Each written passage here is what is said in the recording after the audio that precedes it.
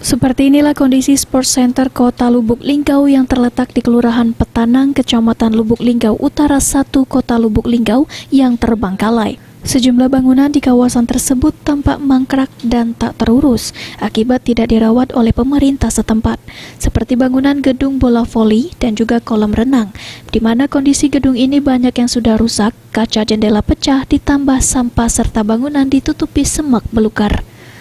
Terbengkalai sudah bertahun-tahun dengan anggaran pembangunan venue uang tidak sedikit, bahkan mencapai miliaran rupiah. Karena kondisi terbengkalai, tak jarang di kawasan tersebut kerap dijadikan oleh orang tidak bertanggung jawab untuk melakukan hal yang tidak senonoh. Nia, salah seorang warga, sangat menyayangkan bangunan venue yang memiliki fasilitas bagus itu mulai rusak dan terkesan mangkrak. Seperti untuk kolam renang yang seharusnya bisa dimanfaatkan dengan baik untuk masyarakat umum. Terlebih gedung olahraga ini pernah menjadi saksi atlet terbaik di Provinsi Sumatera Selatan. Gedung yang terbengkalai itu, Pak? Kalau bisa sih gedungnya diperbaiki kembali supaya bisa digunakan dengan baik. Itu kan dulu kan sudah dipakai untuk pop-prov. Nah, jadi kalau bisa diperbaiki kembali.